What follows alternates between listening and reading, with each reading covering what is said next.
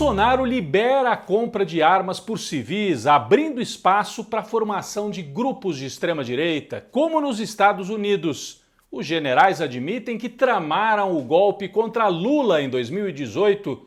O STF reage, mas de forma tardia. E para completar, um aliado do presidente ameaça os ministros do Supremo com agressões físicas e é preso em flagrante.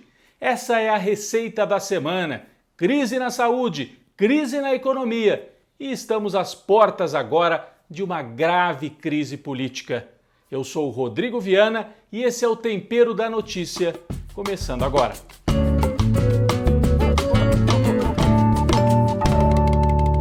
A reação veio um pouco tarde, né? Foram 3 anos. O Supremo Tribunal Federal finalmente reagiu ao avanço dos militares no Brasil. A gente acompanhou aí, na outra semana ainda, o general Vilas Boas, que foi chefe do Exército, publicou um livro contando vários detalhes da vida dele. O general tem uma doença degenerativa, tem uma doença terminal, e publicou esse livro. Entre outras coisas, ele conta que em 2018, quando o Supremo ia julgar o habeas corpus para ver se o Lula poderia ou não ser candidato, lembram? Pois é, o general conta nesse livro que publicou um tweet, e ele era o chefe do Exército, um tweet que, na verdade, era uma manifestação de todo o comando militar do Brasil. Está contado lá nesse livro. Era realmente uma manifestação para pressionar o Supremo Tribunal Federal e para o Lula não ser candidato. Foi a admissão de um golpe dado através do Twitter. Bom, o ministro Fachin resolveu reagir um pouco tarde, né? Mas 3 anos depois. Diz que é inadmissível, que é inaceitável que os militares confrontem os poderes da República. O Vilas Boas, o general, resolveu ser irônico e postou no Twitter dele, 3 anos depois.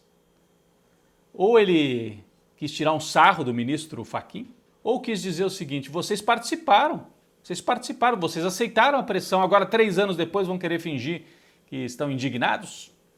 De qualquer maneira, isso gerou um grande mal-estar no Supremo Tribunal Federal. O ministro Gilmar Mendes foi outro que se manifestou e disse uma frase forte: ditadura nunca mais. Foi a frase do ministro Gilmar Mendes, que é um homem mais para o lado da direita até. Então, quando um ministro do Supremo tem que dizer essa frase é porque tem algo de errado acontecendo no Brasil. Algo de muito errado. O Supremo, desde a época do Toffoli, quando Toffoli era presidente, aceitou ter um general como assessor no Supremo. Assessor do quê? Para quê? Então a pressão, a presença dos militares se espalhando por todas as partes do Brasil. Algo de muito errado realmente acontecendo. E isso vem junto com um contexto em que o Bolsonaro acaba de publicar uma nova regra para compra de armas pelos civis, liberando principalmente colecionadores, atiradores desses clubes de tiro, enfim, a turma dele, liberando geral a compra de armas. Isso favorece a formação de bandos armados, como a gente vê nos Estados Unidos, as milícias. Só que em vez de milícias tomando conta de territórios, né, de forma ilegal no Rio de Janeiro, por exemplo, seriam milícias com fundo político, bolsonaristas. Isso acendeu todos os sinais vermelhos. Então vem compra de armas, generais falando. E para completar, um aliado do presidente, o Daniel Silveira, que é aquele deputado que quebrou a placa da Marielle Franco, lembram da foto? Ele estava ao lado do Witzel, que depois foi eleito governador do Rio, e ao lado de um outro bolsonarista. Quebraram a placa da Marielle. São trogloditas, truculentos. Bom, ele foi eleito deputado federal, esse Daniel Silveira, é um bolsonarista, já invadiu escola para ameaçar estudante, né? É um homem indisciplinado, foi policial militar, foi preso várias vezes por indisciplina, apresentou atestado médico falso, é um perfil terrível. E ele ameaçou agredir os ministros do Supremo, justamente nessa disputa com os generais. Então, um bolsonarista entrou no meio da disputa entre o Supremo e os generais, dizendo que o Fachin tinha que levar uma surra. E pregando praticamente mais uma vez o fechamento do Supremo, o afastamento de ministros. O que aconteceu? Teve a prisão decretada, porque ele gravou tudo em vídeo. prisão decretada. Aí, a Polícia Federal vai prendê-lo. Na hora da prisão, a polícia, em vez de tomar computador e celular, como faz, né, e qualquer outro cidadão comum, durante a prisão, deixou ainda o Daniel Silveira gravar mais um vídeo e aí ele dobra a aposta e faz mais ameaça. Vamos ver. 23 horas e 19 minutos. Polícia Federal aqui na minha casa, estão ali na minha sala, deixei-os entrar, convidei-os para que entrassem, anulei a minha prerrogativa de deputado federal, permitindo que eles entrassem na minha casa a esse horário com um mandado de prisão expedido pelo Alexandre de Moraes. Ministro, eu quero que você saiba que você está entrando numa queda de braço que você não pode vencer. Não adianta você tentar me calar. Eu já fui preso mais de 90 vezes na Polícia Militar do Estado do Rio de Janeiro. Fiquei em lugares que você nem imagina. Você nem imagina o que eu já enfrentei, ministro. Tu acha que tu vai mandar me prender passando por cima da minha prerrogativa constitucional? Você acha que vai me assustar e me calar? Claro que não. Bom, o mal-estar foi tão grande, o medo realmente de uma escalada rumo a um golpismo militar, que o Supremo se reuniu e confirmou por 11 votos a 0 a decisão do Alexandre de Moraes para manter preso esse Daniel Silveira. Então ele está preso no estado do Rio de Janeiro, que é o estado de onde ele vem. Só que continua postando, tinha celular dentro da cela. A polícia, né, dá uma moleza para ele porque dentro da polícia tem muito bolsonarista também. E a palavra final agora vai depender das decisões da Câmara dos Deputados. A tendência é que ele tenha o mandato cassado, mas isso ainda depende de um processo no Conselho de Ética. Agora, o que quer dizer essa ação bolsonarista? Eu escrevi um artigo no site Brasil 247 falando um pouco sobre isso. Toda vez que o Bolsonaro tem queda de popularidade, ele vai para o confronto. É como se ele fizesse o toque de reunir das tropas. Quando ele está perdendo o terreno, ele faz o toque de reunir e aí os mais radicais ficam ao lado dele. Então essa ação do Daniel Silveira, mesmo que não tenha tido diretamente o dedo do Bolsonaro, para o Bolsonaro serviu para isso. Toque de reunir dos mais radicais e um recado para os generais. Olha, generais, nessa luta do Supremo contra vocês, o bolsonarismo está do lado dos generais. Isso é um recado geral que se passa para a sociedade. Bom, tudo isso acontece no meio de uma crise gravíssima de saúde. Alguns dizem que é até uma cortina de fumaça do Bolsonaro, porque não para de crescer o número de mortos. As vacinas acabaram, vários estados pararam a vacinação. Rio de Janeiro, Salvador, em Porto Alegre a situação também já é de quase paralisia da vacinação, por falta de articulação. A popularidade do Bolsonaro cai, a economia afunda, eles não conseguem aprovar o auxílio emergencial, a volta do auxílio emergencial, tanto que nessa sexta-feira, várias manifestações na Grande São Paulo, parando estradas, queima de pneus, manifestações de movimentos sociais pedindo a volta do auxílio. O Paulo Guedes está fazendo chantagem, dizendo não, só volta o auxílio emergencial se cortar salário de funcionário público. Não dá nesse momento, as pessoas estão à beira da fome. Então as manifestações pedindo a volta do auxílio emergencial. Na Bahia e no Ceará, com medo da pandemia, os governadores decretaram toque de recolher durante a noite para ver se segura um pouco a pandemia. Então nós estamos numa situação muito, muito perigosa do ponto de vista da saúde, do ponto de vista da economia e agora também do ponto de vista político. É o segundo mês do ano. Muita gente diz que no Brasil o ano só começa depois do Carnaval. A gente nem lembra, né? Mas essa semana foi a semana do Carnaval. Olha, já parece que passou quase um ano inteiro de tanta confusão, tanto medo, tanta tensão nesse começo de 2021.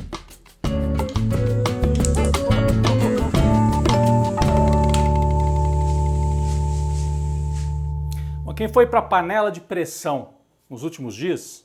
O ministro Luiz Edson Fachin, do Supremo Tribunal Federal. Tratado como um moleque, né? Pelo general Vilas Boas. O general tirou um sarro do ministro Fachin no Twitter, como a gente já comentou aí na primeira parte do programa. Diz 3 anos depois, Fachin, porque o Fachin resolveu agora se rebelar, né, se insurgir contra a presença militar no Brasil. É um pouco tarde. Quem é o ministro Luiz Edson Fachin? Ele é do Paraná, foi indicado ao Supremo com o apoio dos movimentos sociais. Ele era tido como um jurista progressista, até de esquerda. E quando chegou ao Supremo, mudou de lado. Um colega dele, um jurista lá do Paraná também, o Wilson Ramos Filho, conhecido como Xixo, chegou a escrever um artigo sobre essa mudança do Fachin, que tinha como título Meu Amigo Morreu.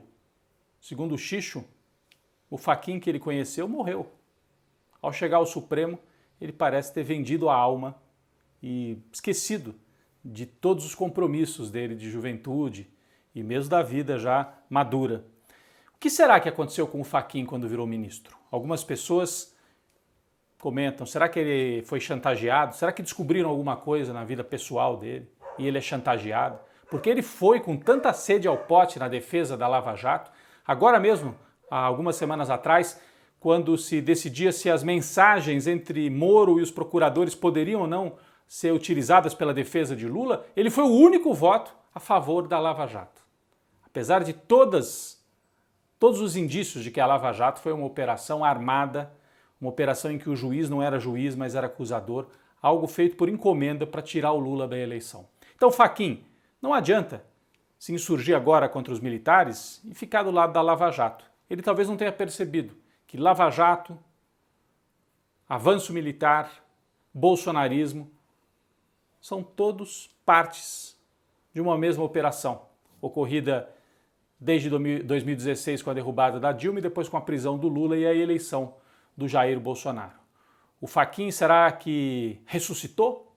O amigo dele dizia que ele tinha morrido. Será que o Fachin ressuscitou? Ou será que está só tentando salvar uma parte da biografia de maneira hipócrita? O Fachin tem a chance agora de se reencontrar com o seu passado e mostrar que ele era aquele ministro de quando foi indicado para o Supremo e não esse, que se rendeu totalmente à Lava Jato e ao golpe no Brasil.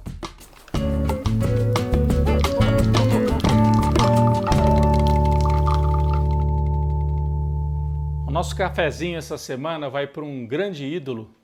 No meu caso foi um ídolo de juventude, de quando eu era garoto, Dr. Sócrates brasileiro. Primeiro pela elegância dentro de campo, né? As jogadas incríveis, o toque de calcanhar, a maneira como ele jogava de forma totalmente original. E depois pelas posições políticas, que naquela época chamavam muita atenção. O Brasil estava se redemocratizando no pós-ditadura e Sócrates, ao lado de Casagrande, Vladimir e outros jogadores do Corinthians, formaram a democracia corintiana, que era uma forma dos jogadores terem mais autonomia, né? Discutiam tudo de forma coletiva e tinham também uma incidência para fora do futebol, né?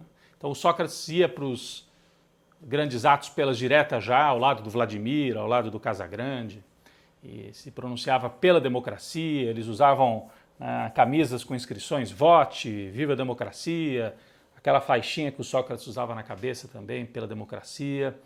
Então foram muitos gestos, muitos atos. Num desses comícios tem até uma fotografia bonita, né? O Sócrates ao lado do Juca Kfouri, do Vladimir, do Osmar Santos, e aí fazem a provocação: ô Sócrates, se aprovarem as diretas, você continua no Brasil? Porque ele tinha sido convocado para jogar na Itália. E ele disse: se aprovar as diretas já, eu fico no Brasil. As diretas foram rejeitadas, né? A emenda que previa eleições diretas. Ele acabou indo jogar na Fiorentina, na Itália, depois rapidamente voltou ao Brasil. Uma grande identificação com o Corinthians, jogou também em outras equipes, no Santos, no Flamengo, na seleção brasileira, e deixa uma marca de combatividade, de retidão, de elegância, de firmeza. O Dr. Sócrates é o nome do campo de futebol na escola Florestan Fernandes, do Movimento Sem Terra. E ele costumava dizer que o Movimento Sem Terra e também as torcidas organizadas tinham um papel político fundamental no Brasil. Ele previu, né? Agora, recentemente, com toda essa crise no bolsonarismo, as organizadas, as torcidas de futebol tiveram um papel e têm um papel político cada vez mais importante de resistência democrática. Então, um cafezinho para o Dr. Sócrates, que dizia: eu quero morrer num domingo com o Corinthians campeão. E foi o que aconteceu. Ele já nos deixou há vários anos, em 2011, e faria esta semana 67 anos. Um cafezinho, Dr. Sócrates. Só uma rápida atualização. A Câmara dos Deputados decidiu manter a prisão de Daniel Silveira, numa sessão em que o próprio deputado pôde se defender de maneira virtual, falou 2 vezes, além do advogado dele também. O deputado Daniel Silveira pediu desculpas, disse que foi um momento emocional, que ele não queria ter ofendido, apelou ao corporativismo dos colegas, tentou reverter a situação. Ele se humilhou perante a Câmara para tentar se salvar, mas não adiantou. Por larga margem, os deputados mantiveram a prisão de Daniel Silveira e ele agora aguarda na cadeia até que o Supremo tome alguma outra atitude, talvez relaxando a prisão mais adiante. E, ao mesmo tempo, o caso vai para a Comissão de Ética da Câmara, que pode decidir pela cassação do mandato do deputado bolsonarista, agressor, quebrador de placas, golpista, que falou manso para se defender, mas que segue preso.